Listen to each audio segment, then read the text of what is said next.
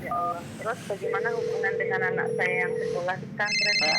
Ini mau nanya. Jika sudah bersuci atau berwudu, Terima kasih, kemudian Bapak. bersentuhan dengan suami, Bismillahirrahmanirrahim. Assalamualaikum warahmatullahi wabarakatuh. Alhamdulillahi wa kafa, wassalatu wassalamu ala nabil mustafa wa ala alihi wa sahbihi wa man walah. Allahumma salli ala Muhammad wa ala ali Muhammad. Para pemirsa Fatwa TV di mana saja Anda berada, ahlan wa sahlan marhaban bikum. Kembali kita berjumpa dan senantiasa kita bersyukur kepada Allah Jalla Jalaluh yang mempertemukan kita kembali di acara live interaktif Fatwa TV dengan tema fikih ibadah bersama guru kita Al-Ustadz Anas Burhanuddin Hafizahullah Ta'ala. Kemudian tak lupa pula kita mohonkan kepada Allah agar sampaikan salawat dan salam kepada Nabi kita yang mulia Rasulullah Sallallahu Alaihi Wasallam, kepada keluarga beliau, para sahabat beliau serta orang-orang istiqomah di atas sunnah beliau hingga akhir zaman. Allahumma shalli ala Muhammad wa ala ali Muhammad. Para pemirsa, bagi Anda yang tidak dapat menyaksikan secara langsung acara live interaktif ini, juga dapat mendengarkan melalui relay radio yang tergabung di RTVC, Asosiasi Radio Televisi Islam Indonesia.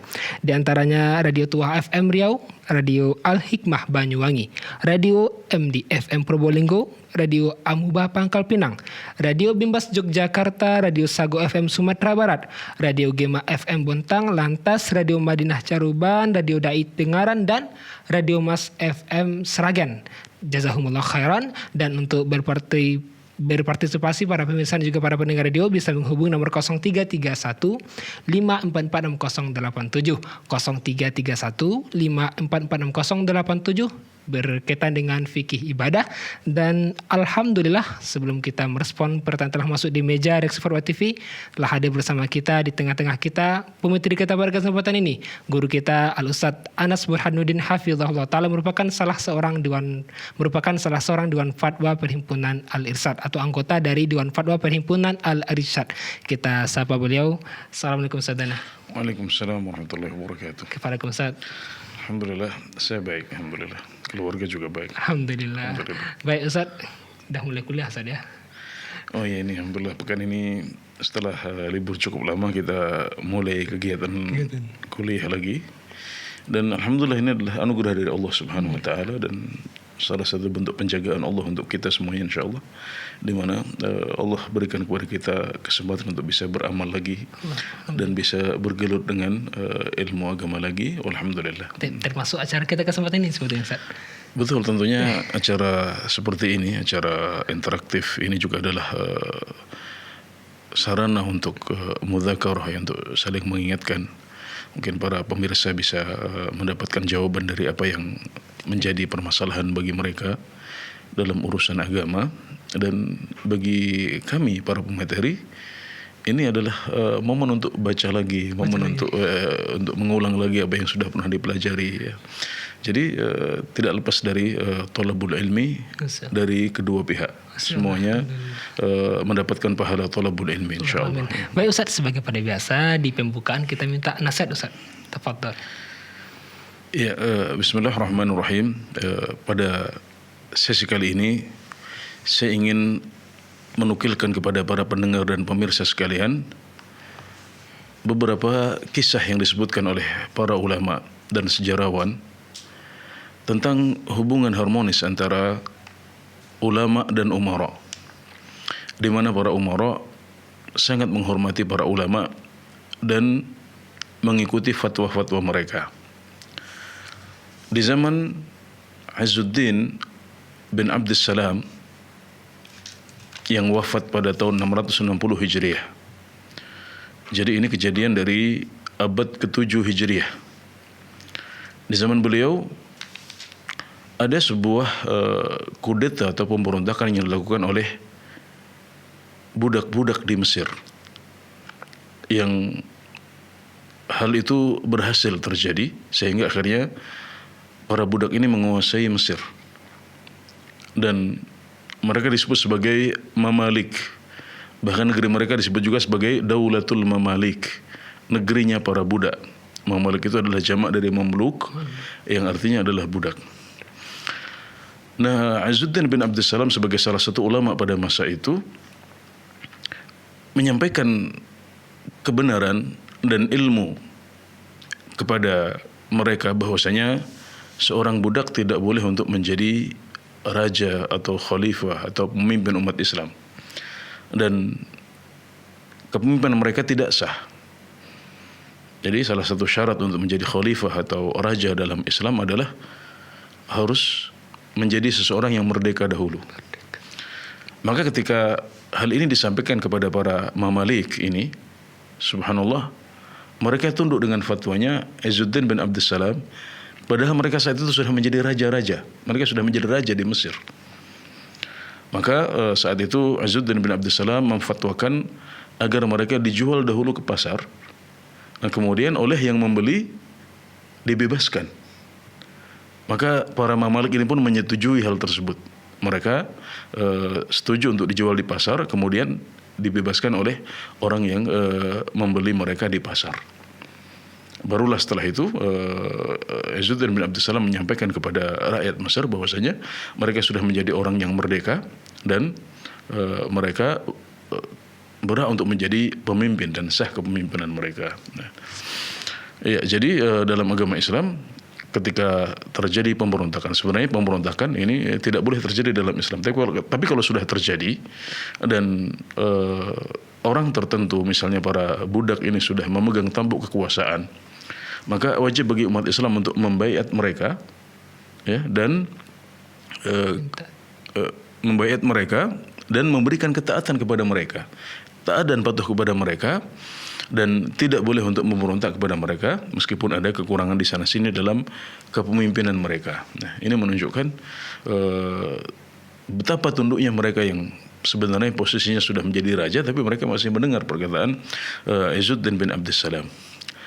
Hal yang mirip juga terjadi pada abad ke-10 Hijriah, di mana pada waktu itu Daulah Utsmaniyah sudah berdiri dan mereka mengirim seorang pejabat, ya, selevel gubernur untuk menjadi gubernur Mesir. Dan yang dikirim oleh Daulah Utsmaniyah yang berkedudukan di Turki ini adalah seorang yang budak juga, seperti yang terjadi pada abad ke-7 Hijriah tadi itu. Maka Syekhul Azhar, ya, yaitu pimpinan Universitas Al-Azhar yang juga sudah berdiri pada waktu itu, menyampaikan ini adalah salah satu praktek, ya, amar ma'ruf nahi mungkar kepada para umara, bahkan kepada negara, ya, bahwasanya seorang budak tidak boleh untuk menjadi pemimpin dengan level sebesar ini.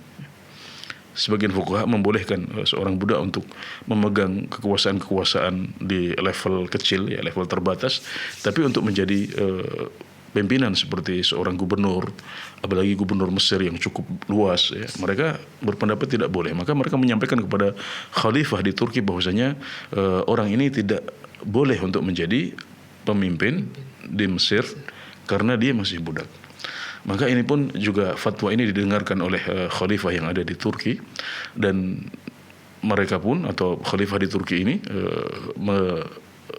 membebaskan budak yang dikirim itu, sehingga akhirnya dia bisa menjadi pemimpin yang sah dan menjadi gubernur di Mesir dan disetujui oleh para ulama di Mesir.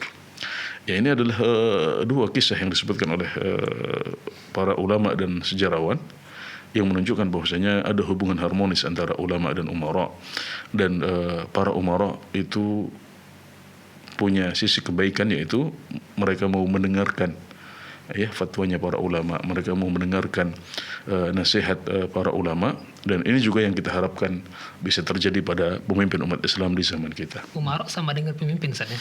Iya, umara yang dimaksud di sini ketika kita menyebut ada ulama, ada umara, ya berarti umara adalah para waliul amr, yaitu orang-orang yang diberikan amanah oleh Allah Subhanahu wa taala untuk menjadi penguasa dan memimpin suatu wilayah atau negara. Ya, jadi seperti itu. Jazakumullah khairan atas nasihat di pembukaan ini, semoga bermanfaat bagi kita semua, dan kami kembali mengajak para pemirsa Fuad TV, para pendengar radio di mana saja Anda berada, untuk berpartisipasi bisa menghubungi nomor 0331 5446 087. Baik Ustaz, sudah ada pertanyaan telah masuk Ustaz. Kita coba bacakan dari Adi Cahyo Prabowo di Banten, Kota Tangerang Selatan Ustaz. Assalamualaikum Ustaz. Waalaikumsalam. Apakah boleh seseorang melaksanakan puasa Daud di bulan Rajab dan dilanjutkan di bulan Sya'ban dalam rangka mempersiapkan diri memasuki Ramadan.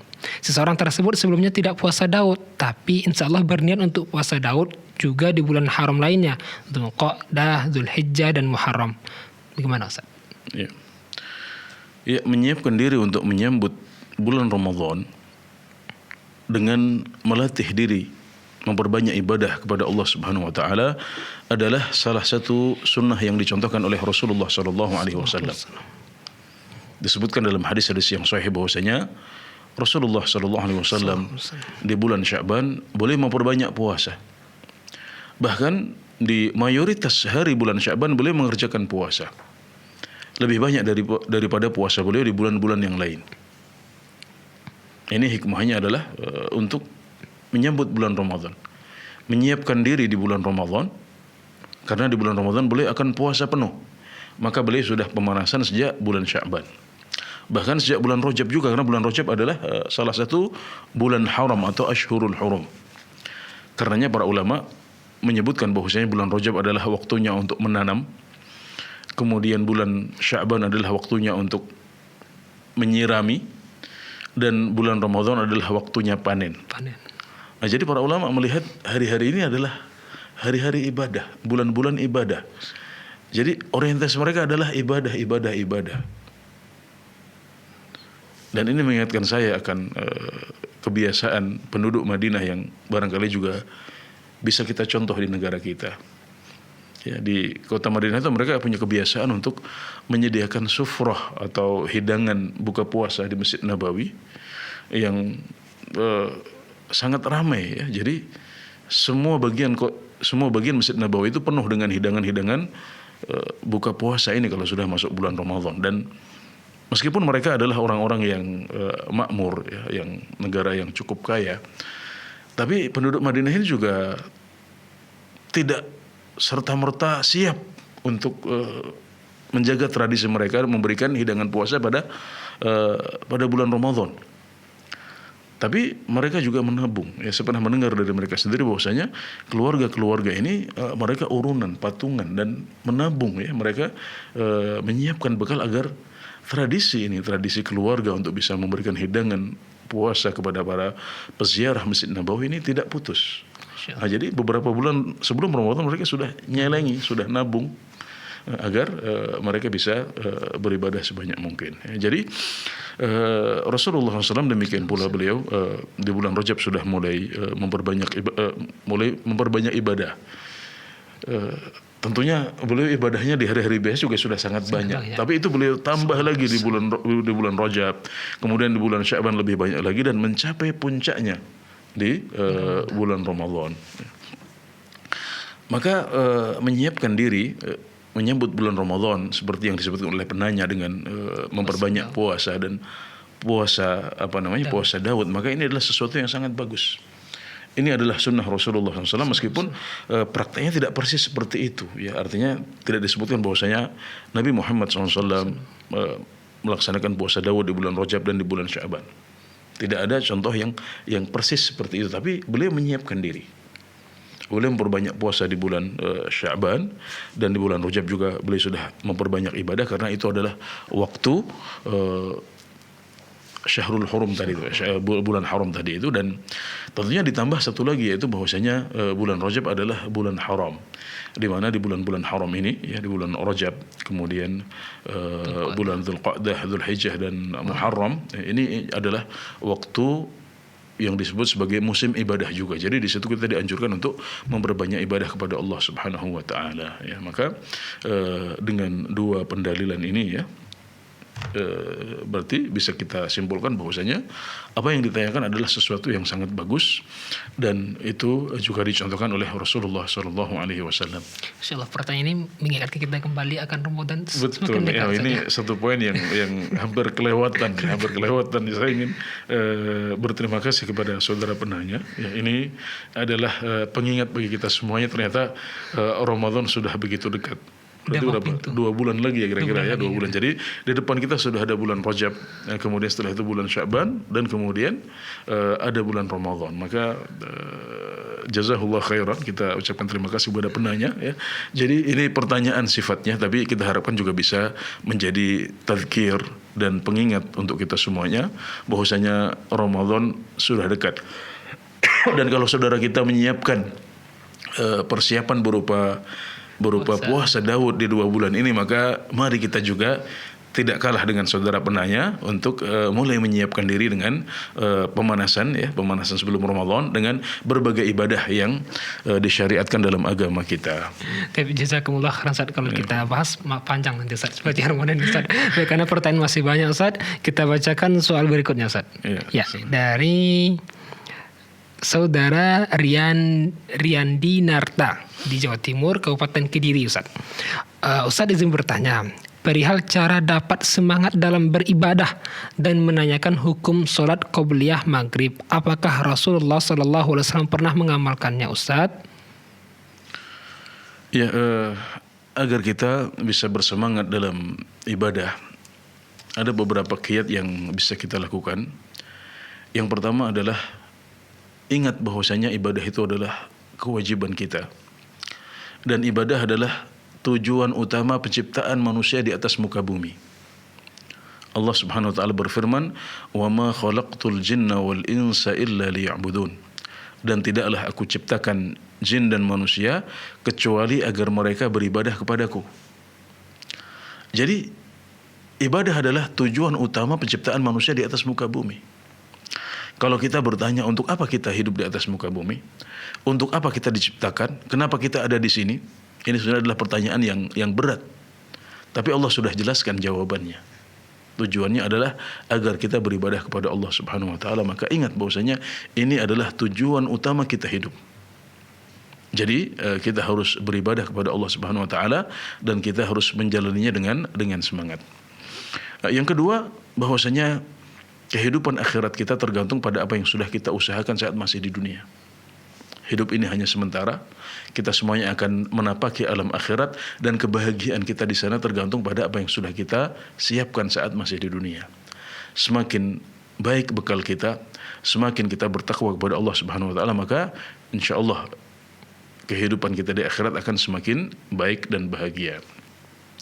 Kemudian yang ketiga adalah mencontoh apa yang dilakukan oleh Rasulullah sallallahu alaihi wasallam.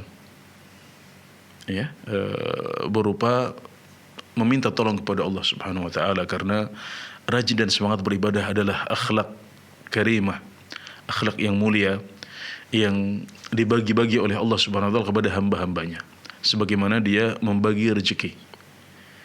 Ya, ada yang mendapatkan rezeki yang banyak, ada yang mendapatkan rezeki yang sedikit. Ada yang diberikan akhlak karimah yang banyak, ada yang hanya mendapatkan sedikit saja. Maka Rasulullah sallallahu alaihi wasallam mencontohkan kita semuanya sebagai umat beliau untuk berdoa di akhir salat dengan doa yang masyhur, Allahumma a'inni ala dzikrika wa syukrika wa husni ibadatik. Ya Allah, tolonglah aku untuk bisa berzikir memujimu, bersyukur kepadamu dan baik dalam beribadah kepadamu. Jadi bukan hanya beribadah, tapi baik dalam beribadah kepada Allah Subhanahu wa taala. Insyaallah kalau kita sering meminta kepada Allah Subhanahu wa taala, maka Allah akan kabulkan doa kita dan insyaallah kita akan menjadi orang-orang yang bersemangat dalam beribadah. Kemudian yang ketiga, yang keempat, ingat bahwasanya ibadah itu memberikan rasa manis. Ibadah itu memberikan halawatul iman. Ibadah itu membuat hati kita tenang dan membuat dada kita menjadi lapang. Dan ini adalah kebahagiaan dunia yang kita impikan sebelum kita mendapatkan kebahagiaan di akhirat. Kita semuanya berharap bisa bahagia di dunia dahulu sebelum kita bahagia di akhirat. Dan kebahagiaan jiwa dan hati kita ini berbanding lurus dengan ibadah kita kepada Allah Subhanahu wa taala. Semakin kita banyak beribadah, maka kita akan semakin bahagia. Semakin sedikit kita beribadah kepada Allah, maka akan semakin sedikit atau semakin rendah tingkat kebahagiaan kita di dunia. Demikian juga di akhirat. Abu Sulaiman Ad-Darani rahimahullahu taala pernah mengatakan, wa ahlu ta'ati fi ta'atihim aladzu min ahli al-ma'siyati fi ma'siyatihim. Para pelaku ketaatan dalam ketaatan mereka mendapatkan kelezatan yang lebih besar daripada kelezatan yang dirasakan oleh para pelaku maksiat. Kita semuanya tahu maksiat itu lezat, karena memang maksiat itu dibuat lezat oleh Allah Subhanahu wa taala. Jalan menuju neraka itu dipenuhi dengan yang lezat-lezat. Tapi ingat bahwasanya untuk bisa meraih kelezatan dan kenikmatan duniawi, jalannya bukan hanya maksiat. Ada jalan lain yang bisa kita tempuh tanpa harus bermaksiat kepada Allah Subhanahu wa taala agar kita bisa mendapatkan ketenangan batin dan manisnya iman serta kelezatan di dunia. Dan jalan itu adalah jalan ibadah kepada Allah Subhanahu wa taala dan ketaatan kepadanya. Kalau kita sholat, kita menghadiri majelis ta'lim, kita puasa sunnah, bersedekah, menyantuni anak yatim, berbakti kepada orang tua, maka silahkan diperhatikan. Setelah menjalankan amalan-amalan itu, kita bisa merasakan hati kita menjadi lebih lapang. Kita bisa merasakan jiwa kita menjadi lebih tenang. Kita bisa merasakan hati kita lebih bahagia. Dan itu adalah kebahagiaan sejati. Ya, kelezatan maksiat itu semu, hanya sebentar kemudian hilang. Tapi kelezatan ibadah dan ketaatan kepada Allah Subhanahu wa taala adalah kelezatan yang sejati dan kenikmatan dunia yang sesungguhnya.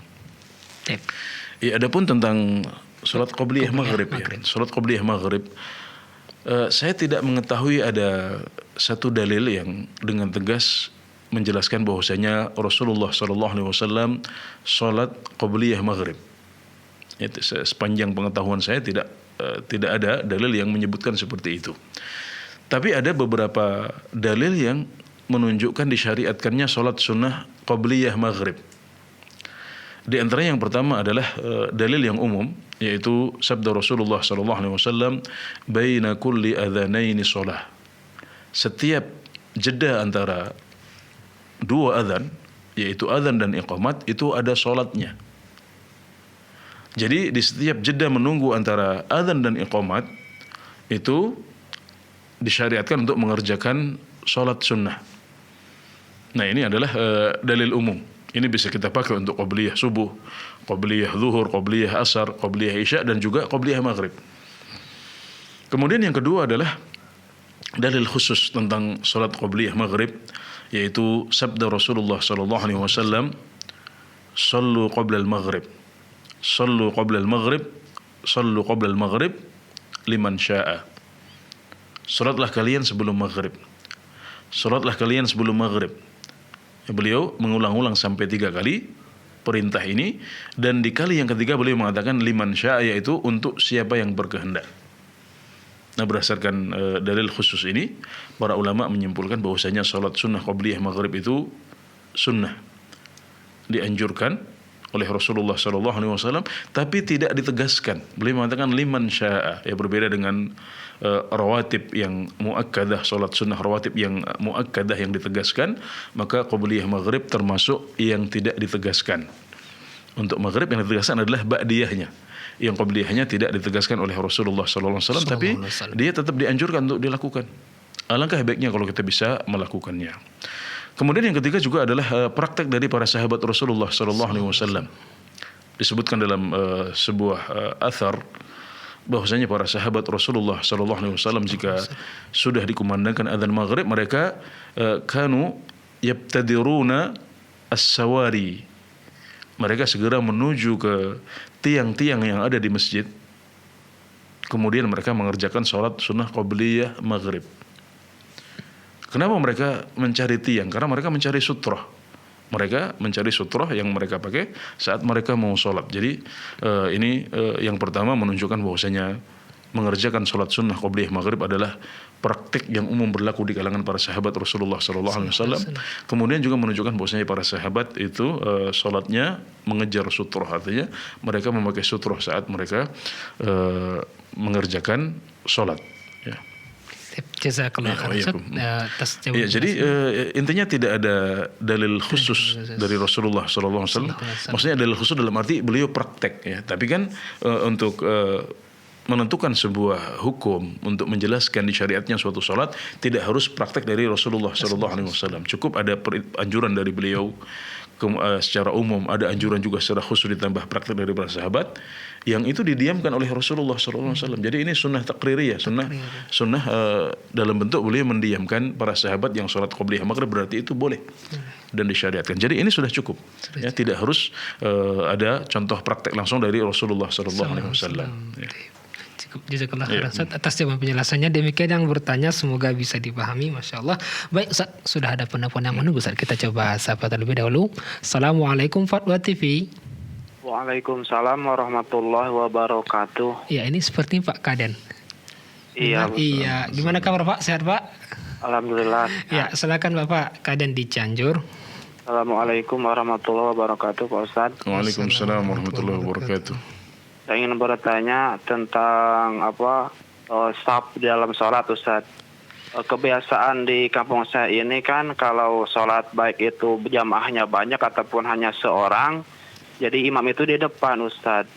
Terus sedangkan saya dapatkan dari TV Sunnah itu katanya kalau makmumnya sendiri itu sejajar dengan imam Ustadz.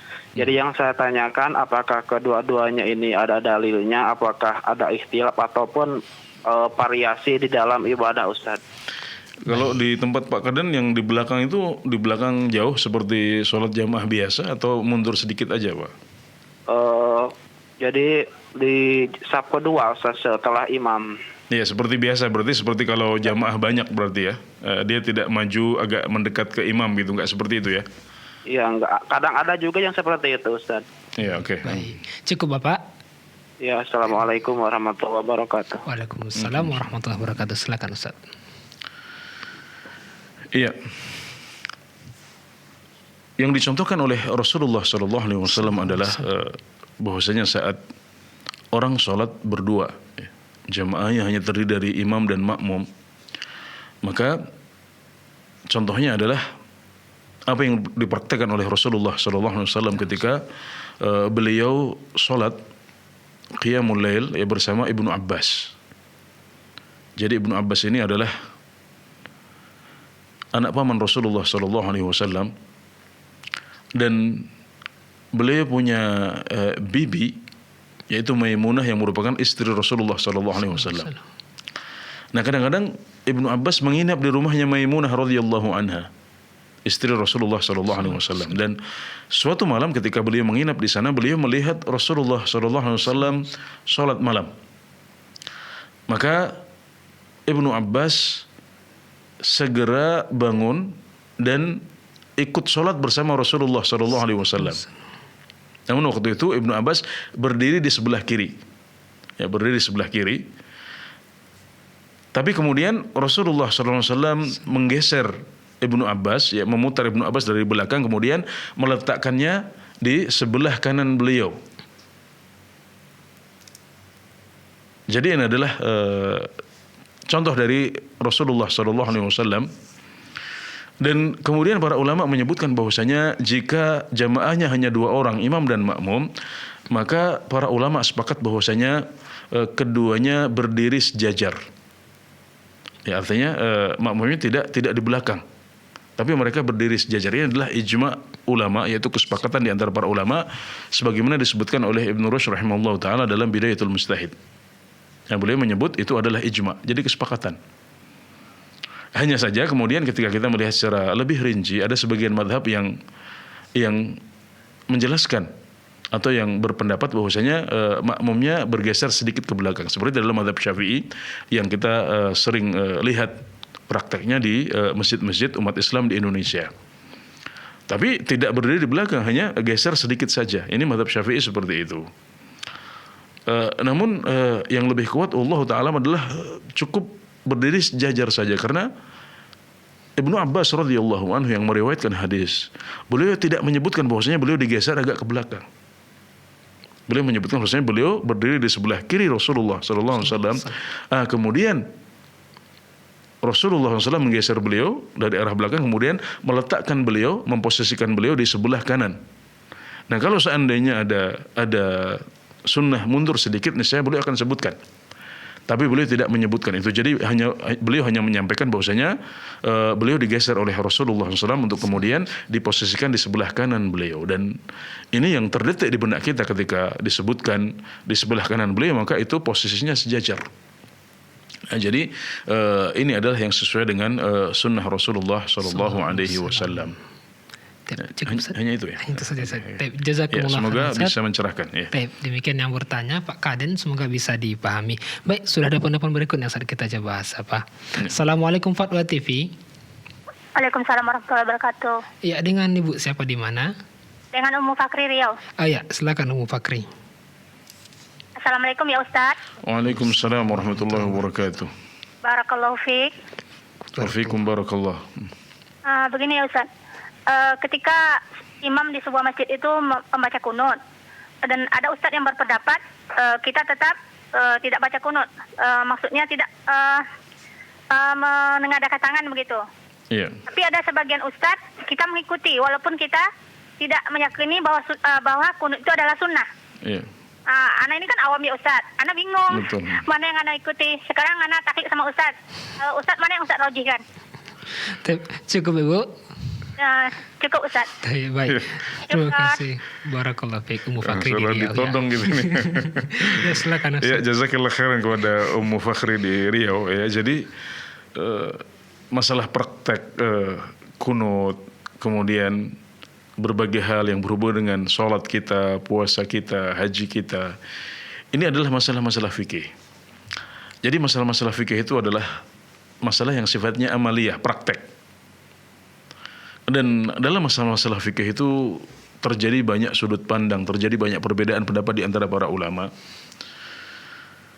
Ya, dan hal yang sama terjadi ya di antara masalah-masalah yang diperselisihkan di antara para ulama dan juga para ustadz kita adalah ketika kita sholat di belakang orang yang ketika sholat subuh membaca kunut. Nah, seperti di Indonesia ini. Karena dalam mazhab Syafi'i yang banyak diikuti oleh umat Islam di Indonesia, kunut subuh itu hukumnya adalah sunnah ab'ad. Jadi sunnah, tapi tidak sembarang sunnah. Bukan sunnah yang kalau ditinggalkan beres, nggak ada masalah gitu ya. Tapi dia adalah sunnah yang kalau ditinggalkan ini memiliki konsekuensi. Jadi sunnah abad itu maksudnya adalah sunnah yang mirip dengan rukun. Artinya sunnah yang abad itu artinya adalah bagian sholat ya. Dia adalah sunnah yang mirip dengan abad haqiqiyah. Sunnah yang mirip dengan bagian utama sholat, yaitu rukun-rukun sholat. Karena dalam mazhab Syafi'i orang yang meninggalkan kunut subuh maka konsekuensinya adalah sujud sahwi sebelum salam. Itu konsekuensinya cukup berat, konsekuensinya dalam mazhab Syafi'i, dan ini adalah pendapat yang muktabar di kalangan para fuqaha, di kalangan para ulama, yang adalah sebuah pendapat yang dihormati. Mereka punya dalil yang cukup kuat, terlepas dari bahwasanya sebagian ulama memandang lemah hadis itu, tapi mereka memiliki dasar-dasar, memiliki landasan dan dalil-dalil yang mereka anggap sahih. Maka dalam masalah-masalah seperti ini hendaknya kita bisa tasamuh, kita bisa menghormati sesama lain. Boleh diskusi untuk mencari pendapat yang lebih kuat, tapi dengan tensi yang lebih rendah. Ya, ini adalah masalah khilafiyah di antara para ulama dari zaman dahulu. Adapun tentang sikap ya ketika ada dua ustadz yang berselisih pendapat, ya maka kalau Ummu Fakhri bisa menimbang mana yang lebih kuat, mana yang dalilnya lebih kuat, maka Ummu Fakhri bisa mengambil pendapat yang lebih kuat. Itu yang seharusnya. Tapi kalau Anda tidak memiliki kemampuan untuk menimbang, membandingkan, maka Anda bisa mengikuti ustadz yang lebih terpercaya. Mungkin dari sisi ketakwaannya kepada Allah Subhanahu wa taala, mungkin dari sisi kemampuan ilmiahnya. Dan kalau Ummu Fakhri sebagai orang yang awam, tadi kan memposisikan diri sebagai orang awam, menyebutnya sebagai orang awam. Orang awam itu cukup mengamalkan apa yang dijawab oleh ustadznya atau gurunya. Ketika Anda bertanya kepada ustadz fulan yang sering menjadi ustadz di kampung atau di masjid, dia memfatwakan A misalnya, maka Ummu Bukhari bisa ikuti itu dan cukup. Tidak harus mencari pendapat kedua, tidak harus membandingkannya. Karena kewajiban orang awam adalah bertanya, dan kalau sudah dapat jawaban maka itu sudah cukup. Tapi memang kadang-kadang kita dihadapkan pada kondisi seperti itu. Ya, kita sudah bertanya pada satu orang, kemudian kita sudah punya keyakinan, ternyata nggak sengaja mungkin dengar radio, dengar siaran televisi, kita tanpa sengaja bukan mencari-cari tapi mendengarkan pendapat kedua sehingga bingung. Jadi nggak ada masalah. Dalam kondisi seperti ini Anda bisa mencari pendapat yang lebih kuat, atau kalau tidak bisa mengikuti ustadz yang lebih terpercaya. Nah itu sudah cukup, insya Allah nanti bisa menjadi alasan di hadapan Allah Subhanahu wa Ta'ala.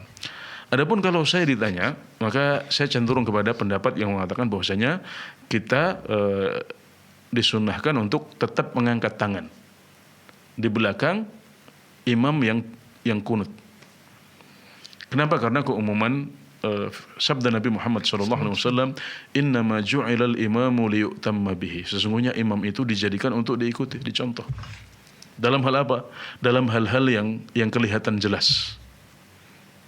Ya, seperti gerakan rukuknya, sujudnya, kita ikuti semuanya.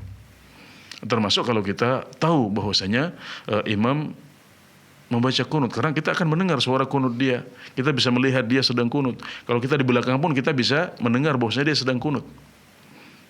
Dan Nabi Muhammad SAW mengajarkan para makmum agar mencontoh dan mengikuti gerakan imam.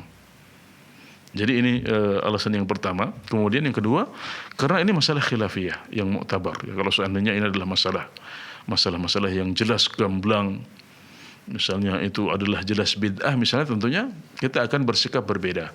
Tapi ini adalah masalah khilafiyah di antara para ulama, dan Imam Syafi'i fatwanya seperti yang sudah kita sebutkan tadi, maka kita harus lebih toleran dalam hal ini.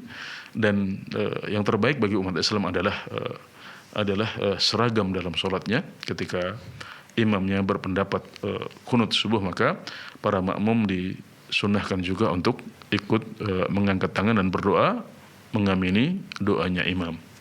Ya, demikian, Allahu Ta'ala alam. Terima kasih, jazakumullah khairan atas penjelasannya. Demikian Ummu Fakri yang bertanya, semoga bisa dipahami. Dan kembali kami mengajak para pemirsa dan juga para pendengar radio di mana saja Anda berada untuk berpartisipasi, bisa menghubungi nomor 0331 544687 0331 544687 berkaitan dengan fikih ibadah. Baik Ustaz, kita bacakan soal berikutnya Ustaz. Ini dari Ibu Eni Rosayati di Kalimantan Timur. Ustaz, saya menderita kanker usus, harus dioperasi sehingga tempat pembuangan kotoran melalui perut. Akibatnya buang angin dan kotoran keluar tidak terkontrol. Apakah sholat saya sah ketika keluar angin atau kotoran ketika sedang sholat? Buang angin dan kotoran keluar tidak terasa dan sering, tidak bisa ditahan. Jadi itu lewat selang gitu ya? Ya, tapi ada pertanyaan seperti yang Ustaz. Ada penelpon yang terhubung seperti yang Ustaz. Kita sambut dulu. Ya. Baik, Assalamualaikum Fatwa TV. Assalamualaikum Fatwa TV. Ya, Assalamualaikum Fatwa TV. Assalamualaikum Fatwa TV. Ya, halo. Assalamualaikum Fatwa TV. Iya. Waalaikumsalam. Ya, dengan Ibu siapa di mana? Ibu Rini Hartati di Junjung, Sumatera Barat. Ya, silakan Ibu Rini. Di waktu Assalamualaikum Ustaz. Waalaikumsalam warahmatullahi wabarakatuh. Di waktu malam kita terbangun jam 1, apakah kita langsung sholat tahajud atau menunggu sepertiga malam? Mana yang lebih baik Ustaz? Apakah kita langsung sembahyang tahajud atau menunggu sepertiga malam? Ya, Ibu mau sampai subuh atau mau istirahat setelah itu, Ibu? Sebelum subuh kan? Iya, maksudnya jam 1 itu kan ke subuh masih lama gitu. Ibu mau biasanya ingin sholat sampai subuh atau nanti sebelum subuh mau istirahat lagi misalnya? Biasanya kan kalau sembahyang tahajud itu sesudah sembahyang tahajud kan tidur dulu kan. Okay. Tidur baru sembahyang subuh. Iya, oke. Cukup Ibu. Cukup. Assalamualaikum warahmatullahi wabarakatuh. Waalaikumsalam warahmatullahi wabarakatuh. Silakan Ustaz. Iya, ketika Ibu terbangun malam, dan waktunya belum masuki sepertiga malam, maka ibu tetap boleh untuk mengerjakan qiyamul lail atau bahkan tahajud ya. Itu sudah disebut sebagai tahajud meskipun belum masuk sepertiga malam. Jadi sepertiga malam itu adalah waktu terbaik untuk sholat malam. Tapi sepanjang malam adalah waktu yang boleh dilakukan untuk mengerjakan sholat malam dan semuanya bagus. Jadi kalau kita mengerjakan sebagian sholat malam kita setelah Isya itu sudah boleh. Mau witir sebelum tidur itu juga dianjurkan. Ini semuanya adalah ibadah sunnah yang ada dasarnya dari Rasulullah SAW. Demikian juga kalau ibu bangun di tengah malam dan waktunya belum masuk sepertiga malam, ibu boleh dan dianjurkan untuk sholat di waktu itu. Nah, dan kalau memang kebiasaan adalah istirahat dahulu nanti subuh bangun lagi, maka boleh silahkan untuk mengerjakan sholat malam langsung ya, atau bisa juga menunggu ya, bisa dengan membaca Al-Quran dahulu, kemudian nanti sholatnya baru sepertiga malam, dan itu semuanya boleh dan dianjurkan ya, sesuai dengan kemampuan saja seperti apa, enaknya seperti apa. Dan alhamdulillah ibadah-ibadah sunnah ini ada kelonggaran di dalamnya ya, jadi ada kelonggaran tata cara ya, bahkan boleh dilakukan dengan duduk meskipun kita mampu untuk berdiri. Kemudian juga waktunya longgar, tidak harus di sepertiga malam, bisa setelah Isya langsung, bisa juga ketika kita bangun malam dan belum memasuki sepertiga malam yang terakhir, itu juga bisa dilakukan di waktu itu. Jadi alhamdulillah silahkan dilakukan, semuanya boleh, dan ada kelonggaran dalam sholat sunnah malam ini, seperti ada juga kelonggaran dalam ibadah-ibadah sunnah yang lain. Ya demikian, semoga bisa dipahami dengan baik. Terima kasih, jazakumullah khairan atas penjelasannya. Demikian yang bertanya semoga bisa dipahami. Baik, mungkin sedikit tambahan saja, Ustaz. Kan ada sholat malam, sholat tahajud, dan tarawih gitu, Ustaz. Ya. Apa bedanya gitu, Ustaz? Jadi sholat tarawih itu adalah sholat malam yang dilakukan di waktu apa namanya, di waktu Ramadan, di bulan Ramadan. Berasal dari kata tarawih. Tarawih adalah istirahat. Kenapa? Karena sholat malam di bulan Ramadan ini biasanya jumlah rakaatnya cukup banyak. Ada yang 13 rakaat, ada yang sampai 23 rakaat, ada yang sampai 40 rakaat. Maka ada jeda-jeda yang banyak sehingga disebut sebagai tarawih. Seperti itu. Nah, kemudian sholat malam itu adalah sholat yang disunahkan untuk dilakukan di malam hari. Ya, dan tentunya ini mencakup setelah Isya, mencakup tengah malam, juga mencakup sepertiga malam yang terakhir, semuanya disebut sebagai sholat malam. Kemudian tahajud ini menurut sebagian ulama dia memiliki makna khusus, yaitu sholat yang dilakukan setelah tidur. Nah, jadi ini istilah sebagian ulama, tahajud itu lebih khusus, yaitu sholat yang dilakukan setelah tidur. Jadi disyaratkan harus tidur dahulu. Itu yang disebut sebagai tahajud. Tapi sebagian ulama lain menganggap bahwasanya qiyamul lail dengan tahajud itu maknanya sama. Nah, jadi kira-kira seperti itu. Tips saja kalau akhirnya Ustaz, demikian yang bertanya semoga bisa dipahami. Berikutnya sudah tersambung kepada penelpon Ustaz, kita coba sapa. Assalamualaikum Fatwa TV.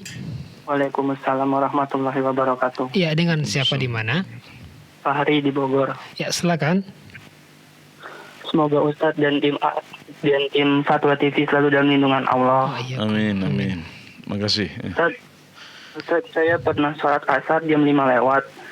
Di dalam sholat, saya merasakan ada sesuatu yang keluar Ustadz.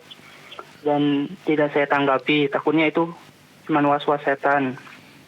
Dan setelah saya selesai sholat, saya periksa dan ternyata saya keluar mazi. Saya kembali sholat dan di saat rakaat ketiga, azan maghrib berkumandang Ustadz. Apakah sholat saya sah Ustadz? Sama yang kedua Ustadz, saya juga bagaimana hukumnya misalkan sholat Jumat Ustadz, tapi imamnya itu baca Al-Fatihahnya melakukan kesalahan jali Ustadz. Apakah sholatnya jadi batal? Jazakallahu khairan Ustadz. Terima kasih Saudara Fahri di Bogor. Bisa dipahami Ustadz? Silakan Ustadz. Iya, pertanyaan yang pertama tentang sholat jam 5 sore, kemudian ragu-ragu tidak keluar sholat, kemudian setelah sholat ternyata ada keluar madhi dan akhirnya mau mengulangi sholat, tapi kemudian ternyata di rakaat yang ketiga sudah berkumandang adzan maghrib. Yang dilakukan oleh saudara Fakhri di Bogor itu sudah benar. Jadi semuanya sudah benar. Yang pertama, ketika ada rasa sesuatu yang keluar tapi tidak yakin, dia terus menyelesaikan sholatnya. Memang kita tidak boleh keluar kecuali kalau yakin bahwasanya ada sesuatu yang membatalkan sholat kita. Jadi kalau ada hadas, kita membatalkan sholat kita. Tapi kalau nggak ada, masih ragu-ragu, maka yang benar adalah kita terus meneruskan sholat kita, menyelesaikan sholat kita. Fala yansorif hatta yasma'a sautan aw yajida rihan. Sebagaimana sabda Rasulullah SAW, jangan keluar kecuali kalau dia mendengarkan suara atau mendapatkan angin, mendapatkan bau, ya, baru dia membatalkan sholat. Jadi Anda sudah benar ketika Anda menyelesaikan sholat. Kemudian ketika selesai sholat ternyata betul ada madhi yang keluar di tengah-tengah sholat. Nah di sini nggak ada yang diingat kecuali tadi yang dirasa ketika sholat tadi itu. Dan keluar madhi itu membatalkan wudhu dengan kesepakatan para ulama semuanya. Para ulama semuanya ijma bahwasanya madhi itu membatalkan sholat. Nah, maka berarti sholat Anda tadi tidak sah. Karena ternyata terbukti sekarang ketika sholat ada keluar madhi dan itu membatalkan wudhu yang tentunya otomatis juga membatalkan sholat. Maka ketika Anda mengulang sholat, maka langkah itu sudah benar. Ya, adapun ketika Anda mengulangi sholat ternyata di rakaat ketiga berkumandang adzan, maka tidak masalah Anda menyelesaikan sholat asar ini dan sholatnya sah. Kenapa? Yang pertama, karena sabda Rasulullah SAW, man adraka raka'atan minal asri faqad adraka al-asr.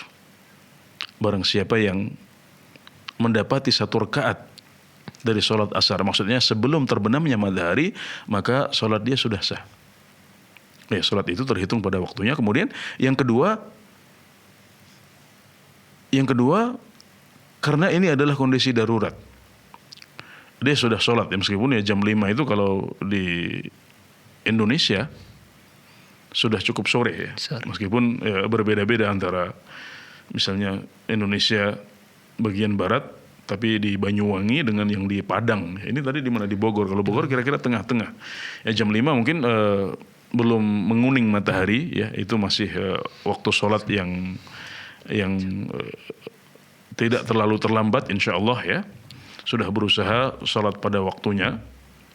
Ya, bisa juga jam 5 itu karena sebab tertentu ya, dan dia sudah menyelesaikan sholat tapi ternyata ada sesuatu yang terjadi, sholatnya tidak sah sehingga dia harus mengulang lagi. Maka ini termasuk kondisi darurat. Maka alhamdulillah yang penting sholatnya adalah sah dan tidak perlu diulang lagi. Tapi yang kedua saat sholat Jumat imam baca Al-Fatihah. Iya, yang jelas kalau jali ya, kalau kesalahannya adalah kesalahan jali seperti yang disebutkan tadi itu, lahan jali, ya para ulama menyebutkan bahwasanya kesalahan yang jali ini adalah kesalahan yang membatalkan sholat jika itu terjadi pada surat Al-Fatihah. Nah, maka saya tadi lupa untuk bertanya seperti apa bentuk kesalahannya, tapi kalau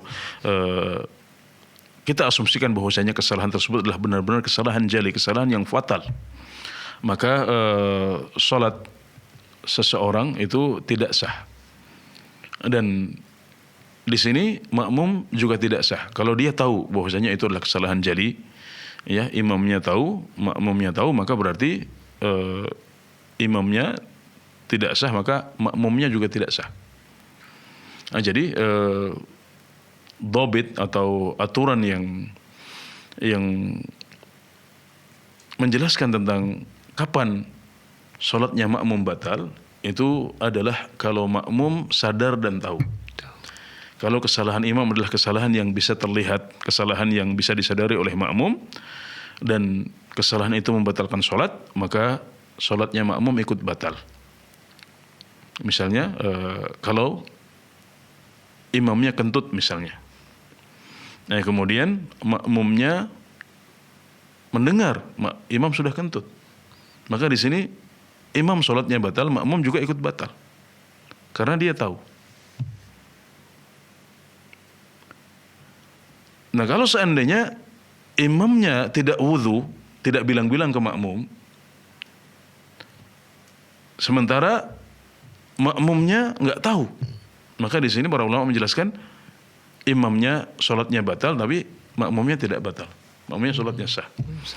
Dan mereka berdalil dengan firman Allah Subhanahu Wa Taala, la yukallifullahu nafsan illa wus'aha. Allah tidak membebani satu jiwa kecuali dengan apa yang dia mampu.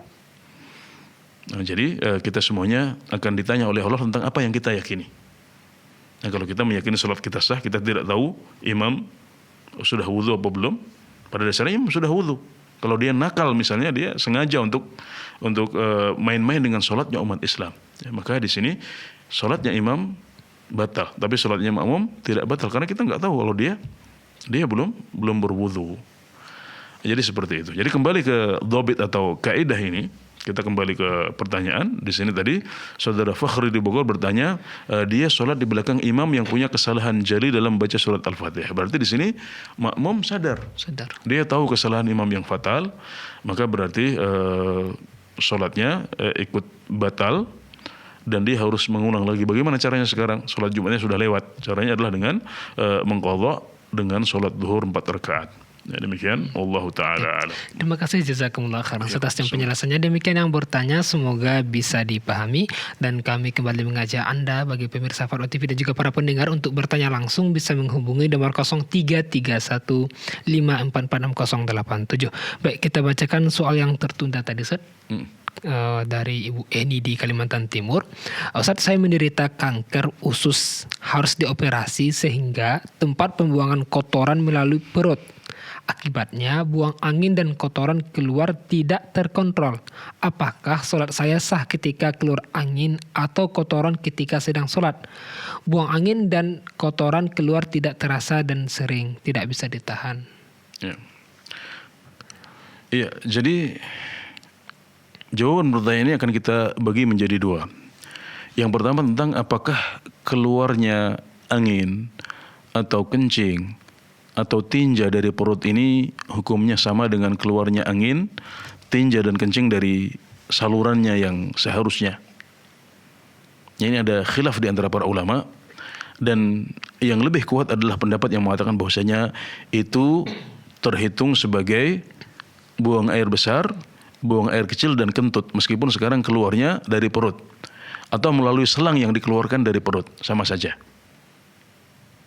Jadi itu semuanya adalah perkara yang membatalkan wudu. Jadi kalau ada seseorang yang diuji oleh Allah dengan penyakit yang sedemikian rupa, kemudian ada tinja yang keluar dari perutnya, atau ada air kencing yang keluar dari pipa yang ditembuskan ke perutnya, atau ada keluar angin, maka itu semuanya membatalkan wudu dia. Jadi ini adalah pendapat yang kuat di antara pendapat para ulama. Semuanya membatalkan wudu meskipun keluarnya dari perut, tidak keluar dari lubang yang aslinya. Kemudian yang kedua, kalau keluarnya tinja atau kencing atau kentut tadi adalah tidak bisa dikontrol. Jadi seperti seperti pengikatnya itu sudah jebol gitu ya. Mungkin itu yang dimaksud ya. Jadi nggak bisa dikontrol lagi. Katupnya seperti sudah lepas kontrol. Ini yang saya pahami dari pertanyaannya. Ya, kalau seperti itu sehingga ketika dia sudah wudu pun di tengah-tengah sholat ternyata sering keluar, baik itu kentut atau angin, baik itu kentut atau kencing atau tinja. Nah, maka berarti ini kondisinya seperti kondisi salasul baul, seperti kondisi orang yang beser. Nah, bagaimana sholatnya orang yang beser? Nah, Rasulullah SAW sudah menjelaskan bahwasanya orang yang beser itu sholatnya adalah menunggu masuknya waktu sholat, kemudian dia membersihkan diri, kemudian sholat, dan tidak peduli dengan apa yang terjadi di tengah-tengah sholat. Jadi adanya angin yang keluar dari perut atau tinja atau kencing yang keluar dari perut ini tidak perlu dipedulikan. Salat Anda sah meskipun di tengah-tengah salat tinja atau kentut atau kencing ini keluar. Kenapa? Karena kondisi darurat. Kapanpun Anda melakukan hal itu maka selalu terjadi hal yang sama. Nah, kalau kita suruh dia untuk mengerjakan sholat yang benar-benar bersih, memenuhi syarat-syaratnya, yaitu syarat suci dari hadas dan najis, maka nggak pernah bisa karena dia selalu seperti itu. Makanya akan sangat menyulitkan. Nah, di sini berlaku kaidah fikih idza dhaqal amru tasa'. Jika suatu perkara itu menyempit, maka hukumnya menjadi longgar. Memang suci dari hadas, suci dari najis itu adalah syarat sahnya sholat dalam kondisi normal. Dalam kondisi sakit seperti yang disebutkan tadi, dan kita tidak lupa mendoakan Ibu Rohayati agar disembuhkan penyakitnya oleh Allah Subhanahu wa taala. Dalam kondisi sakit seperti ini maka ada kelonggaran hukum.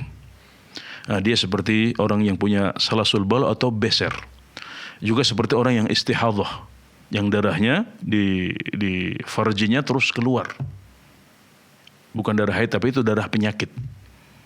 Jadi sama, ketika masuk waktu sholat, silahkan Anda membersihkan diri, kemudian wudhu dan sholat.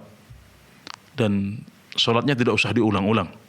Sholat itu sah meskipun di tengah-tengah sholat ada angin atau kencing atau tinja yang keluar. Dan alhamdulillah ini adalah kemudahan dari Allah Subhanahu wa taala. Allah tidak membebani Anda kecuali dengan apa yang Anda mampu.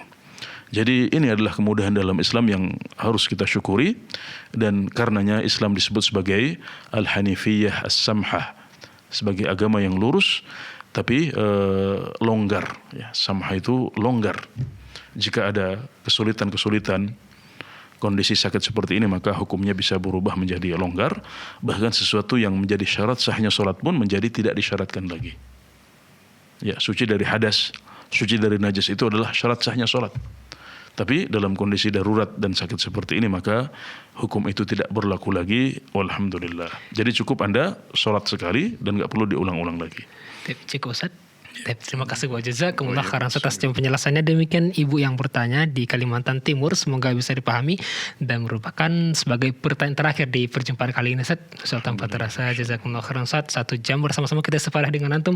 Semoga apa yang antum sampaikan manfaat kita semua dan terus memberikan semangat pada kita untuk terus thalabul ilmi dalam selama hidup ini. Jazakumullah khairan, barakallahu fikum. Demikian para pemirsa Fatwa TV, para pendengar di mana saja Anda berada yang dapat kami sajikan pada kesempatan ini, dan terus saksikan acara live interaktif Fatwa TV setiap hari Senin hingga Jumat setiap pekannya. Dan untuk mendapatkan informasi kegiatan Dewan Fatwa Perhimpunan Al-Irsyad dan juga Fatwa TV, Anda dapat akses di website www.dewanfatwa.com. Syukran wa jazakumullah khairan atas kebersamaan semua. Kita tutup dengan baca doa kafaratul majlis. Subhanakallahumma bihamdika asyhadu an la ilaha illa anta astaghfiruka wa atubu ilaika. Assalamualaikum warahmatullahi wabarakatuh. Ya Allah. Terus bagaimana hubungan dengan anak saya yang sekolah di pesantren? Ini mau nanya. Kita sudah bersuci atau berwudu, Terima kasih, kemudian Bapak. bersentuhan dengan suami, apakah wudunya batal?